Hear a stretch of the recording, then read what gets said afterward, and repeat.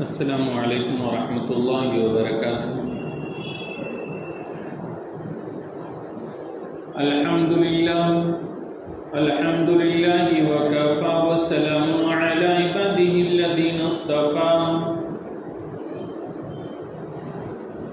اما بعد فاعوذ باللہ من الشیطان الرجیم، بسم اللہ الرحمن الرحیم۔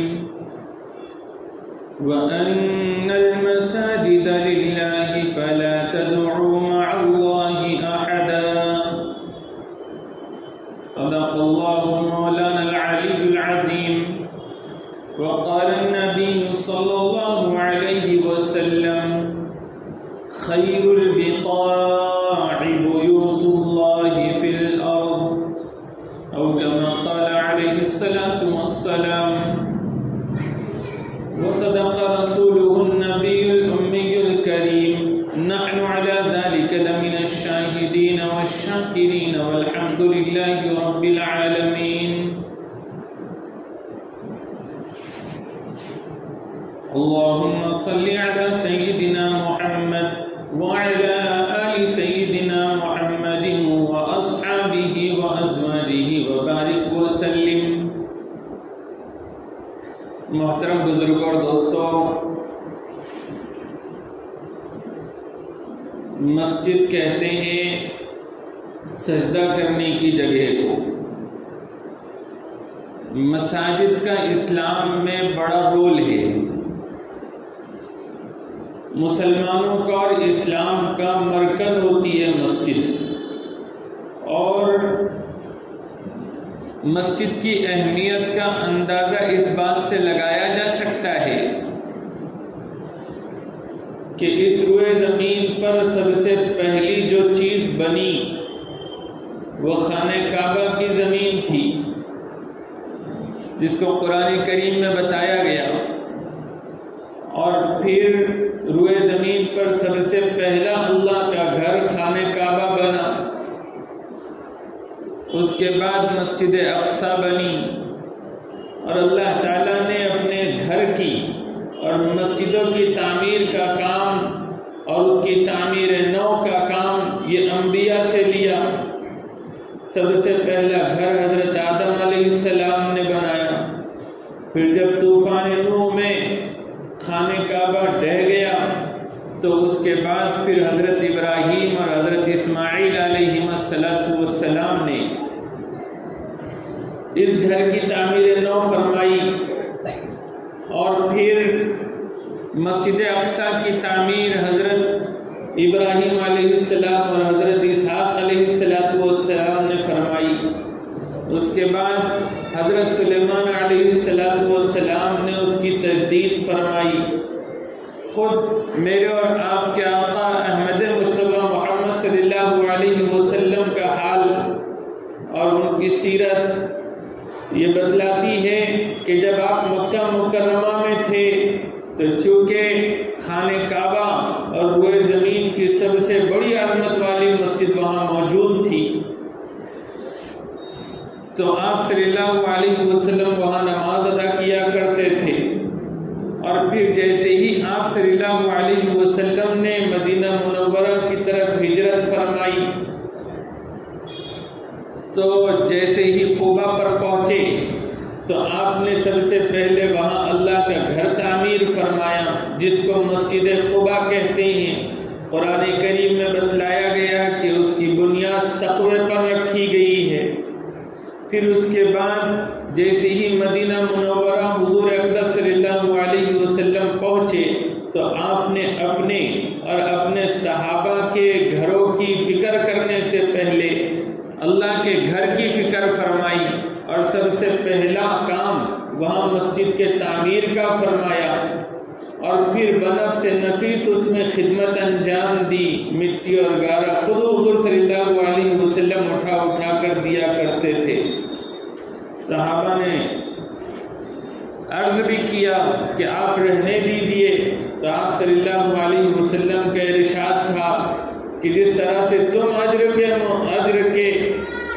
محتاج ہو، میں بھی اجر کا اور ثواب کا محتاج ہوں۔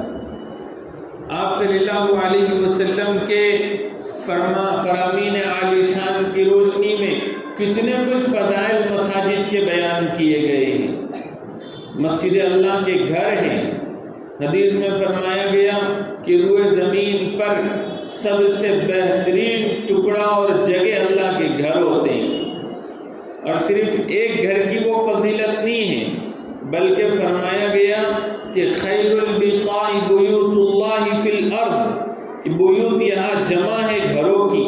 یعنی کہ روئے زمین پر جتنے اللہ کے گھر ہیں وہ سب کے سب بہترین جگہ ہیں۔ حدیث پاک میں یہ بھی فضیلت ہے کہ اللہ تعالیٰ کے نزدیک روئے زمین پر سب سے محبوب ترین جگہ اللہ کے گھر مساجد ہے، اور روئے زمین پر سب سے بدترین جگہ بازار ہے۔ پھر اگر کوئی بازار چلا ہی گیا ہے تو فضیلت سنائی گئی ہے کہ جو شخص مسجد میں سے نکل کر اب بازار کی طرف گیا ہے تو بتایا گیا کہ 7 لوگ ایسے ہیں کہ جن کو قیامت کے دن عرش کا سایہ نصیب ہوگا، اور اللہ تعالیٰ کے عرش کے سائے کے علاوہ وہاں کوئی سایہ نہیں ہوگا۔ تو ان 7 خوش نصیب لوگوں میں ایک وہ ہوگا کہ جس کا دل ہمیشہ مسجد میں اٹکا ہوا رہتا ہے۔ مساجد یہ مسلمانوں کی زندگی کی علامت ہے، مسلمانوں کی ایمان کی علامت ہے۔ مسجدوں کا تعمیر کرنا، مسجدوں کا آباد کرنا، مسجدوں کی حفاظت کرنا،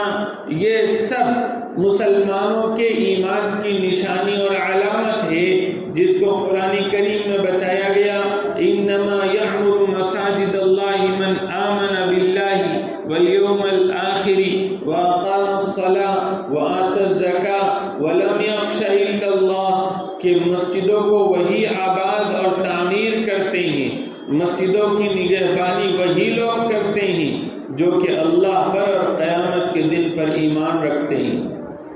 زکوٰۃ نماز قائم کرتے ہیں، زکوٰۃ ادا کرتے ہیں۔ مسجدوں کی حیثیت کیا اندازہ اس سے لگائیے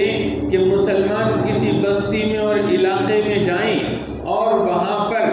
وہ سب سے پہلے اگر اللہ کے گھر کی فکر نہ کرے تو گویا کہ ان کا یہ عمل اللہ اور اس کے رسول کی نظر میں پسندیدہ نہیں ہے، کیونکہ ہونا یہ چاہیے کہ جس جگہ پر بھی مسلمان جائیں اور بسے تو سب سے پہلے اللہ کی گھر کی فکر کرے۔ یہی سنت نبوی صلی اللہ علیہ وسلم ہے۔ مسجدوں کو بنانے کی فضیلت کہ جس نے اللہ کی رضا حاصل کرنے کے لیے مسجد تعمیر کی تو اس کو اللہ تعالیٰ قیامت کے دن جنت میں محل عطا فرمائے گی۔ یہاں تک کہ مسجد میں اگر کوئی ایسی حیثیت نہیں رکھتا کہ پوری مسجد بنائے تو جس قدر بھی وہ حصہ لے سکے اس کی ترغیب دی گئی ہے، یہاں تک کہ کبوتر کے گھونسلے کے مانند بھی اگر کوئی حصہ لے لے تو اس کی بھی فضیلت بتلائی گئی ہے۔ مسجدوں کو پاک صاف رکھنے کا حکم قرآن کریم میں اور احادیث میں دیا گیا ہے۔ مسجدوں کے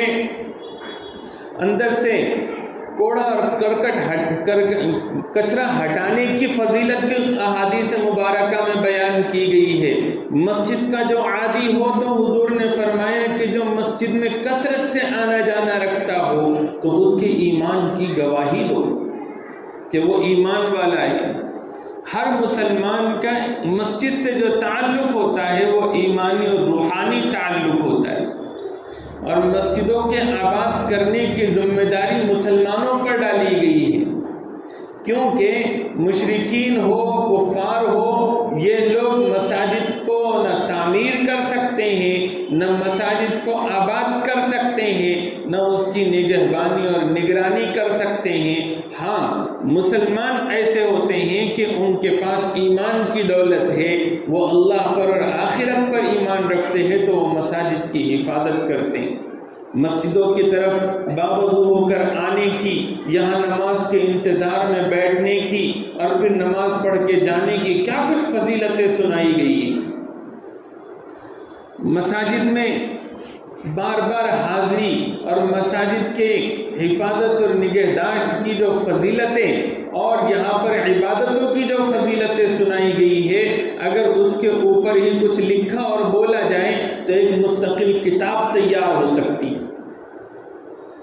مساجد کی بڑی اہمیت اور عظمت ہے، کیونکہ یہ اللہ کے گھر ہیں، اس کے خود تعمیر کرنے کے آداب ہیں، اس کے بنانے کے اور اس کے بنانے کے اور اس کے قائم کرنے کے خود مستقل اصول اور ضابطے اسلام نے بتلائے ہیں۔ یہی وجہ ہے کہ مسجد چونکہ ایک پاکیزہ مقام ہے، مسجد اللہ کے گھر ہے اور مساجد صرف اللہ کی ملکیت ہوتی ہے، تو اس کے لیے اصول یہ رکھا گیا ہے اسلام میں کہ کسی کی قبضہ کی ہوئی جگہ پر مسجد تعمیر نہیں کی جا سکتی، اور کسی سرکاری زمین پر بھی بغیر وضاحت والی اجازت کے وہاں مسجد تعمیر نہیں کی جا سکتی۔ مسجد تعمیر کرنی ہو تو چاہے تو کوئی شخص یا حکومت مسجد کے لیے اس جگہ کو وقف کر دے، اپنی ملکیت سے نکال کر اللہ کی ملکیت میں دے دے، اس کو وقف کرنا کہتے ہیں، یا پھر مسلمان پیسے جمع کر کے اس زمین کو خرید لے اور خرید کر اس کو اللہ کے لیے وقف کر دے، تو وہ جگہ مسجد کہلاتی ہے، وہ اللہ کا گھر ہوتی ہے۔ جو قبضہ کی ہوئی جگہ ہوتی ہے وہ مسجد شرعی شمار نہیں ہوتی اور مسجد کے فضائل اس پر مرتب نہیں ہوتے۔ اور یہ مسجد کی عظمت کے شایان شان شریعت کا حکم ہے، اور لوگ مسلمان ہر دور میں اس بات کا خیال کرتے آئے ہیں کہ ہم جو بنانے جا رہے ہیں یہ اللہ کا گھر بنانے جا رہے ہیں، تو انہوں نے ہر وقت اس بات کا اہتمام کیا، ہر دور میں اس کا اہتمام کیا کہ اللہ کا گھر اسی انداز میں پاکیزگی کے ساتھ ہو، عظمت کے ساتھ ہو، احترام کے ساتھ ہو، آنے والے دنوں میں اس کی حفاظت کا بھی ویسا ہی انتظام ہو اور اسباب ہو۔ تو انہوں نے جب اللہ کے گھر بنائے تو شرعی اصولوں پر ہی بنائے کہ کسی مندر کو ڈھا کر نہیں بنایا گیا، کسی جگہ کو قبضہ کر کے نہیں بنایا گیا، صاف ستھری ایسی جگہ پر جہاں مسجد شرعی بن سکتی ہو مسلمانوں نے اس کا اہتمام کیا ہے۔ یہ مسجد کی عظمت کے لائق چیز تھی۔ اور جب مسجد بن گئی ہے شرعی قاعدے سے کہ کسی شخص نے یا حکومت نے اس جگہ کو مسجد کے لیے وقف کر دیا ہے، تو تعمیر بھلے ہی اس پر نہ ہو کھڑی ہوئی، یا پھر بنی تھی تو ڈھا دی گئی ہو، اب وہ جو زمین کا ٹکڑا ہے وہ قیامت تک کہ مسجد ہی رہنے والا ہے، اللہ کا گھر ہی رہنے والا ہے۔ اسی طرح مسلمانوں نے کوئی زمین خریدی اور خرید کر اس کو مسجد بنا دیا، اس میں نماز جاری فرما دی، تو پھر اب وہ قیامت تک کے مسجد ہے۔ مسجد در و دیوار کا اور تعمیر کا نام نہیں ہے، مسجد اصل میں اس زمین کا نام ہے جو انسانوں کی ملک سے نکل گئی، ان کی ملکیت سے نکل گئی اور اللہ تعالیٰ کی براہ راست ملکیت میں چلی گئی، یعنی مسجد اللہ کے لیے وقف کی ہوئی زمین کا نام ہے جو نماز کے لیے خاص کر دی گئی ہو۔ اب اس کے اوپر کسی کا حق نہ ہو، کسی کی ملکیت نہ ہو، تو ایسی زمین یہ اللہ کے گھر کہلاتے ہیں، مسجدیں کہلاتی ہے، اور ان مسجدوں کا بڑا تقدس ہے، اس کی حفاظت کی ذمہ داری مسلمانوں پر ہے، اس کو آباد کرنے کی ذمہ داری مسلمانوں پر ہے۔ قرآن کریم میں بتلایا گیا وَأَنَّ الْمَسَاجِدَ لِلَّهِ، بے شک یہ جو مسجدیں ہیں یہ اللہ ہی کی ملکیت ہے اور اللہ ہی کی عبادت کے لیے خاص ہے۔ یہاں پر انا جو عربی زبان کو جانتے ہیں وہ جانتے ہیں کہ انا یہ حرف تاکید ہے، اور یہ کتنا تاکیدی بات کو بتلانے کے لیے استعمال ہوتا ہے۔ پھر کہا جا رہا ہے وَأَنَّ الْمَسَاجِدَ، یہاں الف لام کے ساتھ مساجد ہے، مسجد نہیں ہے، یعنی کہ ساری مساجد، الف لام استغراقی کہ ساری مساجد یہ کس کی ہے؟ للہ، یہاں للہ میں لام کے نیچے جو زیر آیا ہے یہ ملکیت کے لیے آیا ہے کہ ایک بار جب زمین مسجد بن جاتی ہے تو وہ اللہ ہی کی ملکیت ہو جاتی ہے، اور جب اللہ کی ملکیت ہو گئی تو اب کسی اور کی ملکیت اور اس کے اندر تصرف کا حق کسی کا باقی نہیں رہتا۔ جو ایک مرتبہ مسجد بن گئی شرعی قاعدے کے مطابق تو پھر اب احکامات ایسے ہیں کہ سارے ہی فقہائے کرام متفق ہے کہ وہ اللہ کی ملکیت ہے، تو اب کوئی حکومت، اب کوئی جج، اب کوئی کمیٹی کا ممبر، متولی بھی اس مسجد کو مسجد کے حیثیت سے ختم نہیں کر سکتا، اس مسجد کو بیچ نہیں سکتا، اور اس مسجد کے بدلے میں دوسری جگہ لے کر کوئی دوسری جگہ مسجد نہیں بنا سکتا۔ اب یہ جو زمین کا ٹکڑا ہے، یہ ساتوں زمین نیچے سے لے کر ساتوں آسمان تک اب یہ مسجد کا حصہ ہے اور قیامت تک کے باقی رہے گا، چاہے اس کے اوپر مسجد کی عمارت کھڑی ہوئی ہو، چاہے نہ کھڑی ہوئی ہو، چاہے یہاں پر عبادت ہوتی ہو، چاہے عبادت نہ ہوتی ہو، یہ ہے اب مسجد، اور اب اس کے اوپر کسی کا کوئی تصرف نہیں، متولی بھی نہیں دے سکتا۔ مسلمانوں نے متفقہ طور پر اگر طے کر لیا کہ ہم کو اب اس جگہ کے بدلے میں دوسری جگہ لینی ہے، تو یہ بھی ناجائز اور حرام کام ہے، اور ان کے اس عمل کی وجہ سے بھی وہ پہلی جگہ مسجد ہی باقی رہے گی، اور وہ مسجد کا اس کی جو شرعی حیثیت ہے وہ نہیں بدلے گی، بھلے ہی اس کے اوپر کوئی دوسرا ہی عبادت خانہ بن جائے۔ خانہ کعبہ کو دیکھو، ایک وقت تھا کہ وہاں پر مشرکوں نے اپنی شرکیاں عبادات شروع کر رکھی تھی، 360 بت رکھ دیے گئے تھے، لیکن اس کے باوجود بھی وہ جگہ مسجد شریف کی حیثیت سے نہیں نکلی، اور بعد میں چل کر پھر حضور صلی اللہ علیہ وسلم کے دور میں فتح مکہ ہوا، اور اس کے بعد پھر سے وہ خانہ کعبہ جو حضرت ابراہیم نے اور حضرت اسماعیل علیہ السلام نے تعمیر کیا تھا اللہ کے لیے، تو جس مقصد کے لیے پہلے تعمیر کیا گیا تھا اور اللہ کا گھر بنایا گیا تھا، آج بھی وہ اللہ کا گھر ہے۔ تو مسجد کی حیثیت کو کوئی بدل نہیں سکتا۔ مسجدیں یہ مسلمانوں کی صرف عبادت کی جگہ نہیں ہے، یہ مسلمانوں کی زندگی سنوارنے کی جگہ ہے، یہ مسلمانوں کی زندگی کو بنانے کی جگہ ہے۔ یہی وجہ ہے کہ جب کسی بستی کے مسلمانوں کا رابطہ مسجد سے ہوتا ہے تو ان کی زندگیوں میں ایک نورانیت ہوتی ہے، ایک برکت ہوتی ہے، ایک رحمت ہوتی ہے۔ آپ کسی بھی علاقے میں چلے جائیے، اس کو کسی حدیث سے اور قرآن کی آیت سے سمجھانے کی ضرورت نہیں، رات دن ہم اس کو دیکھتے ہیں، اگرچہ کہ ہم عبرت والی نگاہ سے نہیں دیکھتے۔ آپ کسی بھی بستی میں جائیے، اللہ کا گھر کھڑا ہوا ہو اور لوگ اس میں 1 یا 1.5 صف کی لوگوں کی نمازیں نظر آتی ہو اور وہ ویران سی دکھائی دیتی ہو، تو آپ کو اس بستی میں ایک طرح کی نحوست دکھائی دے گی، بے برکتی دکھائی دے گی، پریشانی اور حالات اور مصیبتیں دکھائی دیں گے۔ اور جن علاقوں میں آپ جائیں گے کہ مسجدیں کھچا کھچ بھری ہوئی ہے اور لوگ عبادتوں سے معمور ہے، وہاں پر نمازیں ہو رہی ہے، وہاں پر وعظ اور بیان ہو رہے ہیں، اور وہاں پر قرآن کریم کی تلاوت ہو رہی ہے، قرآن کریم کا سیکھنا سکھانا چل رہا ہے، اس کا سمجھانا چل رہا ہے، اور رفاہی کاموں کی بھی اور غریبوں اور مسکینوں کی خبرگیری چل رہی ہے، تو اس علاقے میں آپ کو نظر آئے گا کہ لوگوں کو اللہ تعالیٰ نے برکتوں سے نوازا ہے، اس جگہ پر ایک روشنی اور ایک چاشنی نظر آئے گی، ایک زندگی نظر آئے گی۔ تو یہ مسجدیں گویا کہ بستی کے اندر جتنے گھر ہیں ان تمام گھروں میں یہ مسجد ہدایت کے پہنچانے کا ذریعہ ہے، ان تمام گھروں میں خیر و برکت کو پہنچانے کا ذریعہ ہے، اللہ کی رحمت کو پہنچانے کا ذریعہ ہے۔ جو کوئی بستی کا مسلمان جب اللہ کے گھر میں آتا ہے تو آتے ہی وہ پڑھتا ہے بسم اللہ والصلاۃ والسلام علی رسول اللہ، میں اللہ کے نام سے داخل ہوتا ہوں اور درود اور سلام ہو اللہ کے رسول پر، اللہم افتح لی ابواب رحمتک، اے اللہ میرے لیے رحمت کے دروازے کھول دیجیے۔ اور جب وہ یہاں سے نکلتا ہے تو اس وقت میں بھی کہتا ہے بسم اللہ والصلاۃ والسلام علی رسول اللہ، میں اللہ کا نام لے کر اب مسجد سے نکل رہا ہوں، درود اور سلام ہو رسول اللہ صلی اللہ علیہ وسلم پر، اللہم انی اسألک من فضلک، اے اللہ میں آپ سے تیرے فضل کا سوال کرتا ہوں۔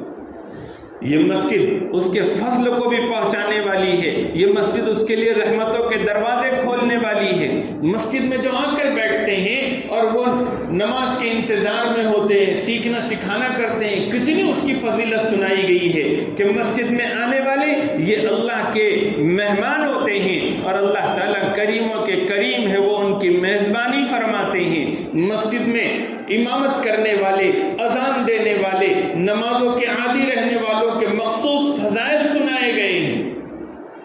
ہر مسلمان کو گویا کہ رسول اللہ صلی اللہ علیہ وسلم نے ایسی باتیں بتلائی ہیں کہ ہر مسلمان کا رابطہ اور تعلق ظاہری بھی اور دل کا بھی ان کا مسجد سے جڑا ہوا ہو،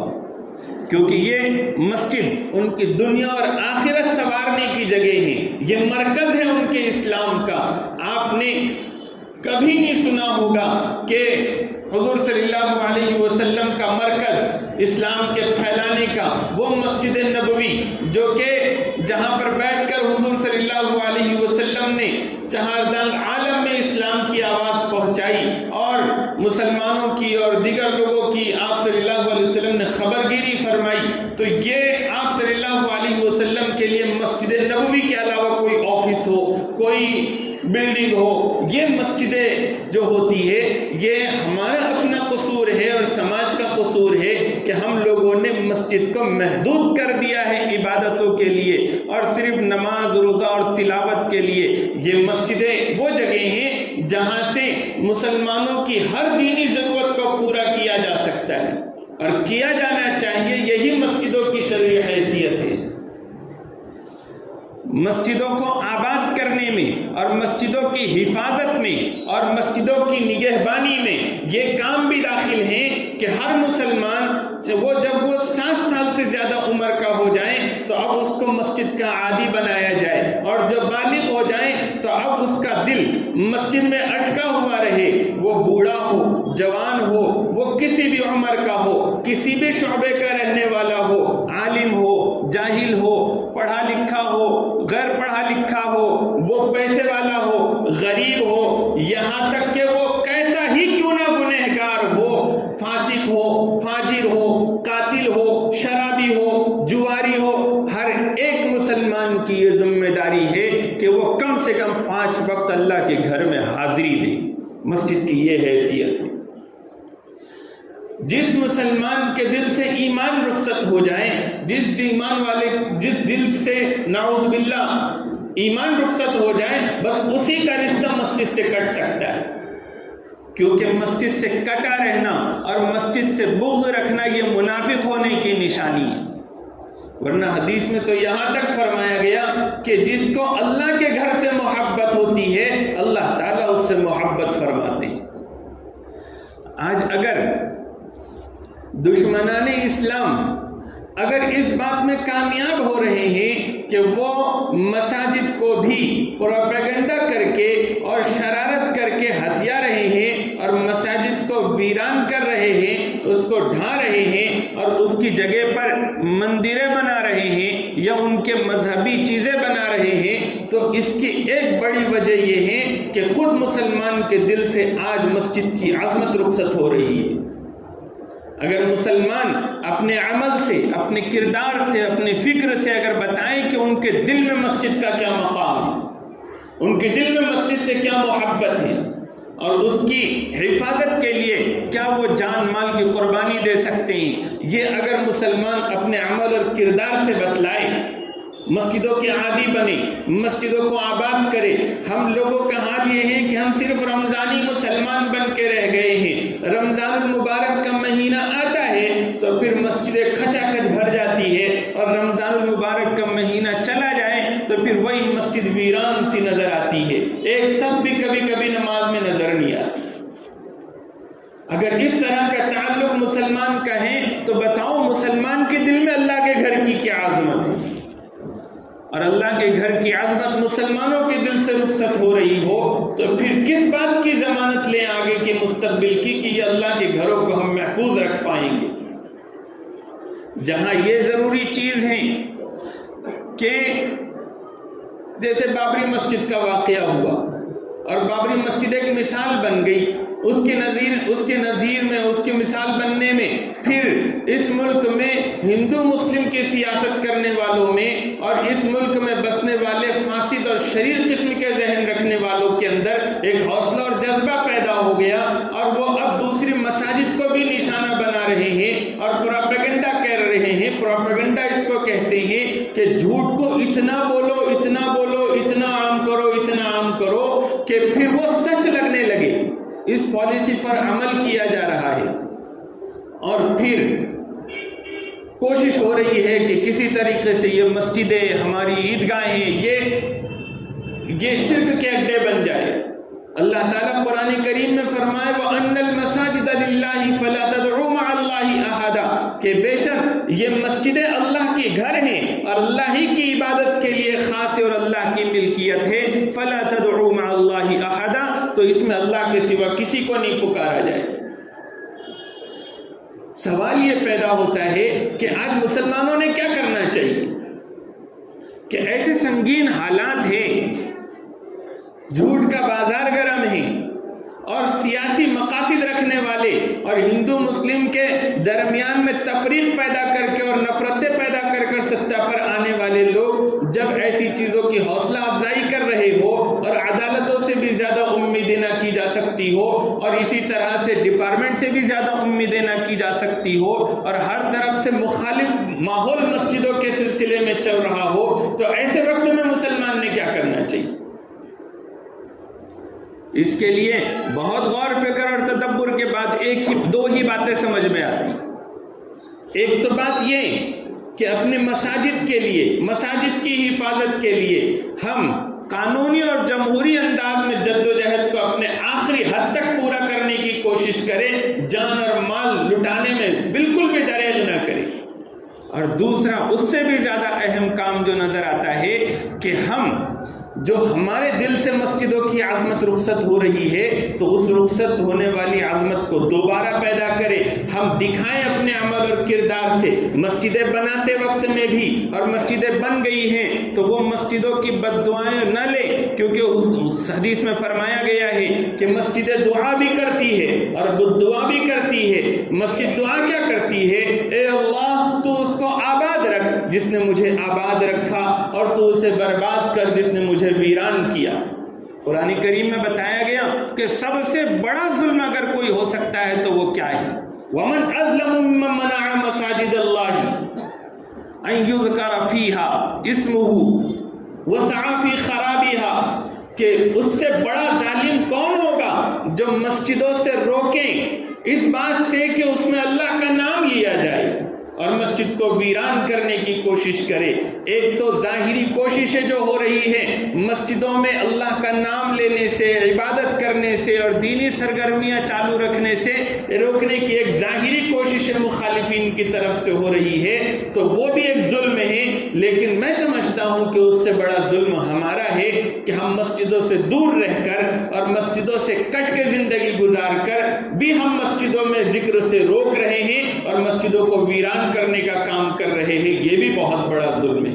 تو آج یہ عہد اور ارادہ کرے کہ انشاءاللہ ہم لوگ مسجدوں کی حرمت کو پامال نہیں ہونے دیں گے، اپنے عمل سے اور کردار سے ہم مسجدوں کے کھوٹے بن جائیں گے، اپنا زیادہ سے زیادہ وقت مسجدوں میں گزاریں گے اور نمازوں کا اہتمام کریں گے، اور اس کے علاوہ قانونی چارہ جوئی کے ذریعے سے جمہوری انداز میں کوششیں کرتے ہوئے